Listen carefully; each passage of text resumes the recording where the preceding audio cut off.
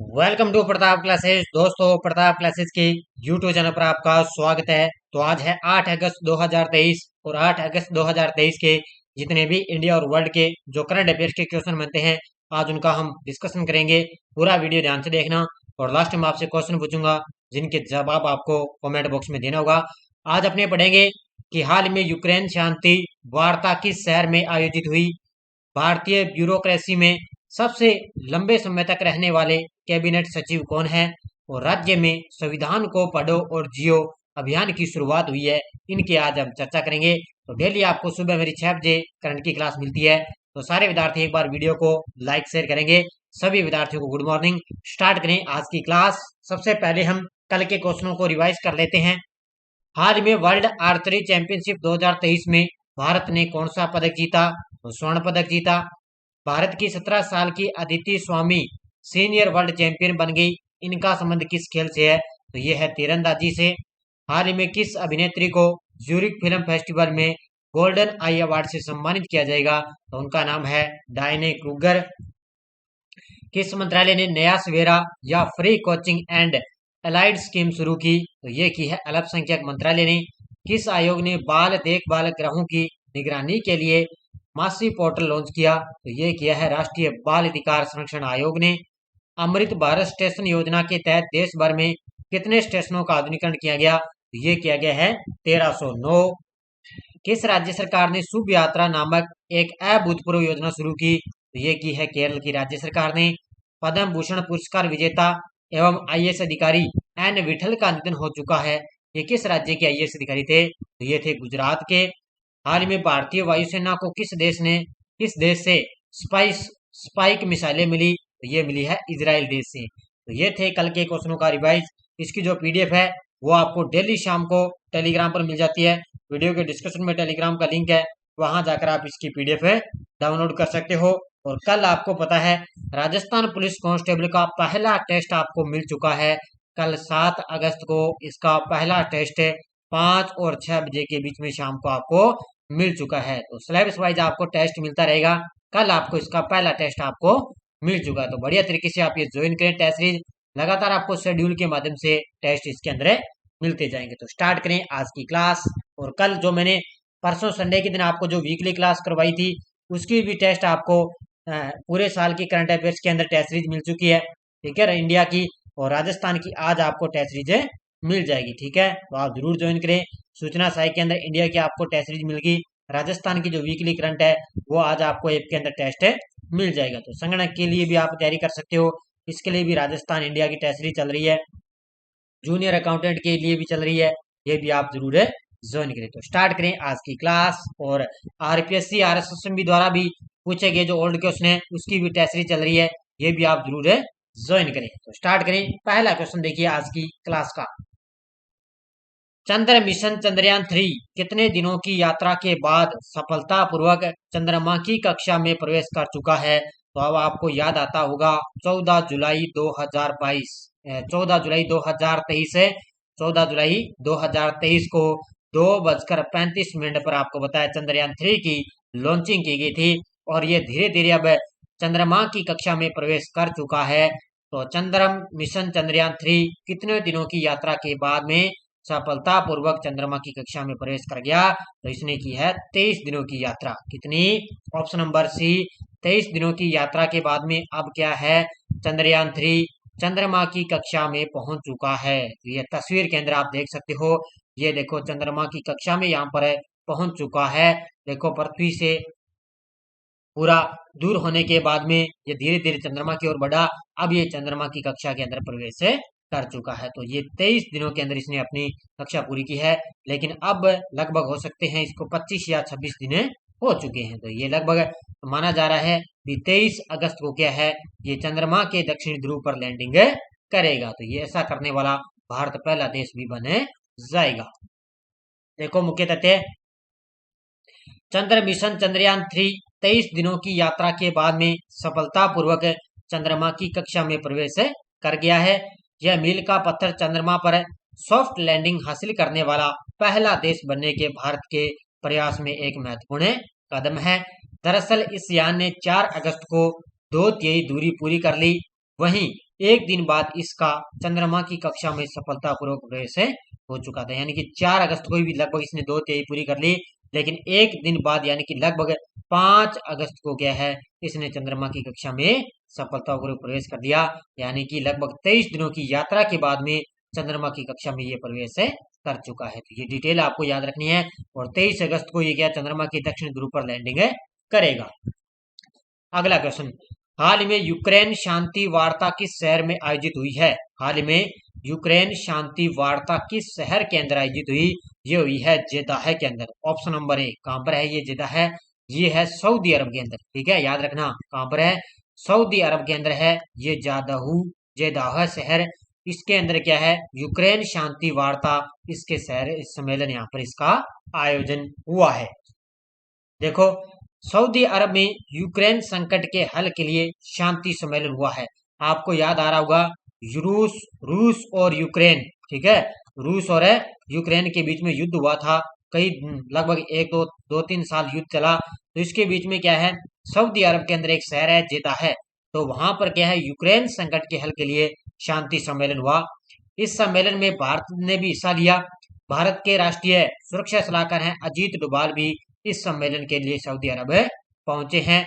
इसके port city जेदाह में आयोजित सम्मेलन में यूक्रेन के 10 सूत्रीय शांति प्रस्ताव पर चर्चा हुई है। देखो, इसमें भारत भी शामिल हुआ है, यूक्रेन के अंदर भी शामिल हुआ, सऊदी अरब भी है, लेकिन इसके अंदर रूस को नहीं शामिल किया गया। ये बहुत बड़ी बात अभी, ठीक है, इसको शामिल नहीं किया गया, रूस देश को इसके अंदर आमंत्रित नहीं किया गया है। तो ये रूस के और यूक्रेन के बीच में युद्ध चला, और यूक्रेन के अंदर भी शांति सम्मेलन के लिए, इसमें क्या शांति सम्मेलन के लिए यूक्रेन को आमंत्रित किया। सऊदी अरब के अंदर इसका आयोजन हुआ, लेकिन रूस देश को इनके अंदर आमंत्रित नहीं किया है। ठीक है, ये भी पॉइंट आपको याद रखना है। भारतीय ब्यूरोक्रेसी के इतिहास में सबसे लंबे समय तक सेवा करने वाले कैबिनेट सचिव कौन होंगे? भारतीय ब्यूरोक्रेसी के इतिहास में सबसे लंबे समय तक सेवा करने वाले कैबिनेट सचिव कौन होंगे? तो ये होंगे, ध्यान रखना, कौन है, Rajiv Gauba. Option number C. कौन है, ये है लंबे समय तक रहने वाले कैबिनेट सचिव होंगे राजीव गौबा। तो ये तस्वीर के अंदर आप देख सकते हो, इनका भी आपको पता है लगभग 1 साल के लिए इनका कार्यकाल बढ़ा दिया। ठीक है, क्या के लिए 1 साल के लिए इनका कार्यकाल बढ़ा दिया। और कैबिनेट के सचिव कौन होते हैं? हमारे देश के प्रधानमंत्री मोदी जी, याद रखना। ठीक है, हमारे देश के प्रधानमंत्री मोदी जी कैबिनेट सचिव होते हैं, और इन्होंने इनकी नियुक्ति के लिए इनका कार्यकाल और बढ़ा दिया है। कैबिनेट सचिव राजीव गौबा को केंद्र सरकार ने आधिकारिक रूप से 1 साल के विस्तार की अनुमति दी है। वह भारत के इतिहास में सबसे लंबे समय तक कैबिनेट सचिव के पद पर बने रहेंगे, और इनका कार्यकाल अब 30 अगस्त 2024 तक इनका कार्यकाल रहेगा। लेकिन अब की बार 30 अगस्त को इनका कार्यकाल पूरा हो रहा था, लेकिन 1 साल के लिए इनका कार्यकाल और बढ़ा दिया। किनका? ये किसको?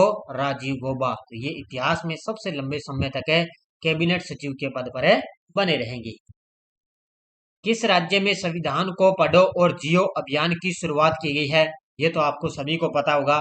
किस राज्य में संविधान को पढ़ो और जियो अभियान की शुरुआत की गई है? तो ये की गई है राजस्थान में राज्यपाल हैं कलराज मिश्र। ठीक है, राजस्थान में राज्यपाल हैं कलराज मिश्र। इनके द्वारा संविधान को पढ़ो और जियो अभियान की शुरुआत की गई है। तो ये तस्वीर के अंदर आप देख सकते हो, ये देखो यहाँ पर है, हमारे राजस्थान के राज्यपाल कलराज मिश्र यहाँ पर खड़े हैं। तो इन्होंने संविधान को पढ़ो और जियो अभियान की शुरुआत की है। राजस्थान के राज्यपाल कलराज मिश्र ने राजभवन में संस्कृति युवा संस्था की ओर से संविधान को पढ़ो और जियो अभियान की शुरुआत की है। उन्होंने संस्कृति युवा संस्था की ओर से 2 लाख की संख्या में मुद्रित संविधान की उद्देशिका और मूल कर्तव्य संदेश का लोकार्पण भी किया है। तो 2 लाख की संख्या में उन्होंने मुद्रित यानी कि संविधान की उद्देशिका और मूल कर्तव्य संदेश का लोकार्पण भी उन्होंने किया है। तो इसको कहां पर शुरुआत हुई इसकी? राजस्थान के अंदर।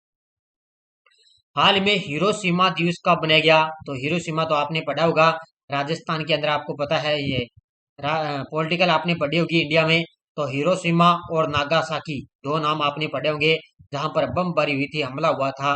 तो हिरोशिमा और नागासाकी के अंदर बम गिराए गए थे। तो हिरोशिमा के अंदर तो गिराया था 6 अगस्त को, और नागासाकी में 9 अगस्त को बम गिराया गया था। ठीक है, कब है? 9 अगस्त को। नागासाकी में 9 अगस्त को और हिरोशिमा में 6 अगस्त को बमबारी हुई थी। तो इसका उत्तर हो जाएगा ऑप्शन नंबर ए। देखो, हिरोशिमा दिवस हर साल 6 अगस्त को शांति की राजनीति को बढ़ावा देने और हिरोशिमा पर बल हमले के प्रभावों के बारे में जागरूकता बढ़ाने के लिए बनाया जाता है।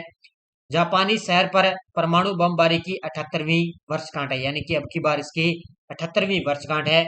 और यह परमाणु बम से हमला करने वाला पहला शहर था कौन सा? कौन सा? हिरोशिमा। हिरोशिमा और नागासाकी परमाणु बमबारी 6 अगस्त 1945 की सुबह अमेरिकी वायुसेना ने जापान के हिरोशिमा पर परमाणु बम लिटिल बॉय गिराया था। ठीक है, लिटिल बॉय परमाणु बम का नाम था, लिटिल बॉय गिराया था। किस पर है? हिरोशिमा पर। कब है?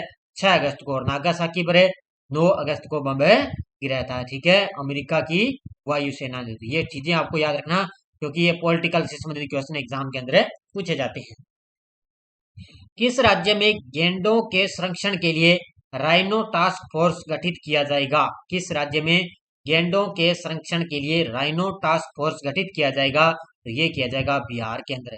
गेंडे तो आपने देखे होंगे ना, कि नहीं देखे गेंडे आपने? गेंडे तो आपने देखे होंगे। ठीक है, तो गेंडों के संरक्षण के लिए राइनो टास्क फोर्स गठित किया जाएगा। कहां पर है? बिहार राज्य के अंदर। ठीक है, देखो, बिहार में बाघों की संख्या में उल्लेखनीय वृद्धि के बाद राज्य सरकार अब गैंडों के संरक्षण के लिए राइनो टास्क फोर्स गठित करने, यानी कि गठित किया जाएगा। यानी कि पहले क्या है, बाघों की संख्या में वृद्धि के लिए राइनो टास्क फोर्स गठित किया, लेकिन अब क्या है, गैंडों के संरक्षण के लिए राइनो टास्क फोर्स गठित किया जाएगा। पश्चिमी चंपारण जिला, चंपारण बिहार के अंदर है, जिले के वाल्मीकि बाघ अभ्यारण्य है, बिहार के अंदर है वाल्मीकि बाघ अभ्यारण्य, जिसको शॉर्टकट में नाम है इसका वीटीआर, में केवल 1 गेंडा और पटना चिड़ियाघर में 14 गेंडे हैं। इसका मतलब ये है कि जो ये वाल्मीकि अभ्यारण्य है ना, इसके अंदर 1 ही गेंडा है, और जो पटना चिड़ियाघर है उसके अंदर है 14 गेंडे। तो गेंडा संरक्षण योजना को दोबारा शुरू करने के बाद में वाल्मीकि बाघ अभ्यारण्य में गेंडों की संख्या में काफी वृद्धि, यानी कि जो ये योजना है ना, राइनो टास्क फोर्स है, अगर इसको गठित किया जाएगा तो इसके बाद में क्या है, जो वाल्मीकि बाघ अभ्यारण्य है इसके अंदर क्या है, गेंडों की वृद्धि हो जाएगी। तो ये एक ही गेंडा है, बाकी दूसरे राज्यों से गेंडा यहाँ पर लाए जाएंगे। अगला क्वेश्चन, भारत में 7 अगस्त 2023 को कौन सा जेवलिन थ्रो दिवस मनाया है? भारत में आपको पता है कि 7 अगस्त को, ठीक है, 7 अगस्त को बनाते हैं राष्ट्रीय भाला फेंक दिवस। क्या बनाते हैं? राष्ट्रीय भाला फेंक दिवस बनाते हैं 7 अगस्त को, और उसको बोलते हैं जेवलिन थ्रो। ठीक है, तो ये अब की बार तीसरा बनाया गया है। ठीक है, कौन सा बनाया गया है? तीसरा राष्ट्रीय भाला फेंक दिवस बनाया गया है। कब है? 7 अगस्त 2023 को। देखो, 7 अगस्त को भारतीय एथलेटिक्स फेडरेशन राष्ट्र में एथलेटिक्स के लिए शीर्ष संचालन संगठन ने इस दिन को राष्ट्रीय जेवलिन दिवस के रूप में चिन्हित किया है। ध्यान रखना, राष्ट्रीय जेवलिन दिवस यानी कि राष्ट्रीय भाला फेंक दिवस है। राष्ट्रीय जेवलिन दिवस की उत्पत्ति नीरज चोपड़ा द्वारा 2021 टोक्यो ओलंपिक में किए गए असाधारण उपलब्धि से है। तो उन्होंने 2021 के अंदर क्या, नीरज चोपड़ा ने टोक्यो ओलंपिक के अंदर स्वर्ण पदक जीता, और उन्होंने 7 अगस्त को उन्होंने अविश्वसनीय शक्ति के साथ हवा के माध्यम से एक भाला चलाया, जिसमें 87.58 मीटर की चौंका देने वाली दूरी तय की थी। ठीक है, याद रखना कि उन्होंने एक भाला फेंका था 7 अगस्त को, 87.58 मीटर की दौड़ में उन्होंने दूरी तय की थी। तो इसलिए उन्होंने क्या है, 7 अगस्त को राष्ट्रीय भाला फेंक दिवस मनाया जाता है। अगला क्वेश्चन देखो, किस बैंक के सीईओ शशिधर जगदीशन सबसे ज्यादा कमाई वाले बैंक सीईओ बने हैं? किस बैंक के सीईओ हैं शशिधर जगदीशन? ये क्या है, सबसे ज्यादा कमाई वाले बैंक के सीईओ बने? तो ये बने हैं एचडीएफसी बैंक के सीईओ। ठीक है, याद रखना, ये है एचडीएफसी बैंक के सीईओ हैं शशिधर जगदीशन। ये क्या है, सबसे ज्यादा कमाई वाले बैंक सीईओ बन चुके थे। तस्वीर के अंदर आप देख सकते हो, ये है शशिधर जगदीशन। देखो, ये है एचडीएफसी बैंक के शशिधर जगदीशन 10.55 करोड़ रुपए के कुल भुगतान के साथ वित्तीय वित्त वर्ष 2022-23 में सर्वाधिक भुगतान पाने वाले किसी बैंक के मुख्य कार्यपालक अधिकारी यानी कि सीईओ के रूप में उभरे हैं। यानी कि सबसे ज्यादा इन्होंने सर्वाधिक भुगतान वाले बैंक के रूप में कौन उभरे? एचडीएफसी बैंक के सीईओ हैं शशिधर जगदीशन। बस इतनी डिटेल आपको बढ़िया तरीके से याद रखनी है। पीडीएफ आपको टेलीग्राम पर मिल जाती है। वीडियो के डिस्क्रिप्शन में टेलीग्राम का लिंक है, या आप टेलीग्राम पे प्रताप क्लासेस सर्च करोगे। लगभग 11,300 प्लस हमारे साथ विद्यार्थी जुड़े हुए हैं।